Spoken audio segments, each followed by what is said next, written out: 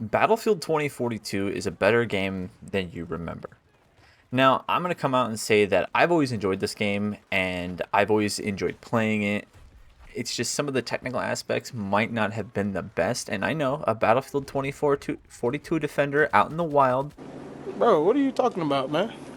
But still, we're going to go ahead and we're going to take a look back at the game. Battlefield 2042 was released back on October of 2021 amidst the release of the yearly COD, which was Vanguard that year, and the surprise launch of Halo Infinite's multiplayer some mere days before the early access period before Battlefield 2042.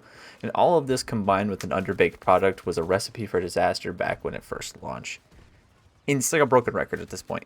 DICE has really done the work and they've put in the work with each following season. And each season is nice because it does bring in a new reworked map that sort of fits the overall aesthetic of Battlefield 2042. And as of recording this, there is only one more rework to go as the discarded rework went live, I believe, yesterday. And then coupled with the map reworks, we also do have a new map each season with Exposure coming in season 1, Discarded in season 2, Spearhead in season 3, and then most recently Flashpoint in season 4. And I'm a big fan of Spearhead and Flashpoint and Discarded. I mean, I'm going to say it, I'm a big fan of all of them.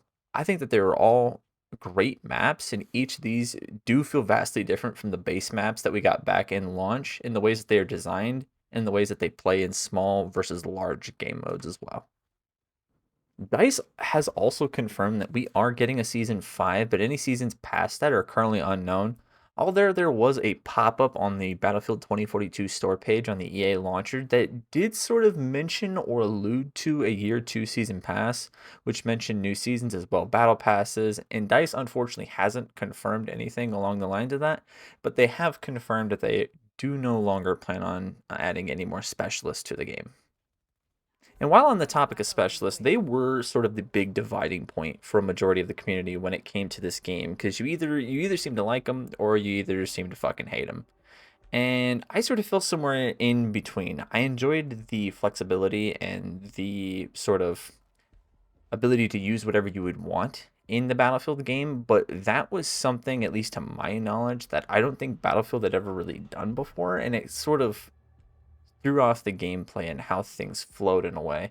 And it was really in season 3 when that class rework system was added to the game um, that really helped and pushed the game in a better direction. The class rework system was something more akin to a traditional Battlefield game in the past, where you had your assault, your medic, your support, and your recon classes. Previously, the characters had been filed under sort of something like that, but they weren't in defined roles. Whereas in this game, the existing specialists were sort of folded into that.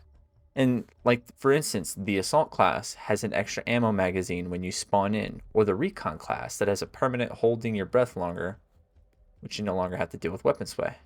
And each class does get a special class item that is used in certain ways that help the playstyle for that character, like the repair tool for the support class or the respawn beacon for the recon class, or the assault class having the medic pen. While most Battlefield players will argue that this should have been in the game at launch, I do agree with you, but I also have to say that the effort is commendable in the sense that they pulled the game back in lines with previous iterations of Battlefield, and that's something I can appreciate them just not quitting on the game, knowing damn well that they're already working on another Battlefield and they could just kind of put all their eggs in that basket. So I really do hope that with this new one getting formed and them actually attaching a single player campaign to it, I'm thinking that's something that could really elevate the game in the next level. And all of this does lead to a lot of speculation to the future of Battlefield 42. With the rising player count that has been steadily increasing since the start of Season 3, I do think it would be in the best interest of DICE and EA to keep supporting and updating this game till at least the next installment. Because you gotta at least kind of give us something to springboard off of to go to the next product. And if you just leave this big yawning gap where there's no Battlefield, there's no content, people aren't gonna feel as confident in the product that you're putting out. And all of this does lead towards the rumored release date of 2025 for the next Battlefield, but I just don't know at this point. Take your time, guys. Just make the fucking game. Um, I do think that those leaks may be a little bit of merit because that store page just doesn't update itself. So maybe something went a little live too early without getting correct confirmation. But only time will tell. So if you did enjoy this little video where I talk about the state of Battlefield 2042, be sure to drop a like, follow, check out my other reviews as well. I wouldn't say this is a review. This is more of me just putting a PSA out there, like, hey, this game's a lot better than what you probably remember. Give it a shot. It's on Game Pass. It's on PlayStation Plus, whatever the hell that is. And I'm pretty sure it's dirt cheap. So pick it up, play it, enjoy it. Have a good one.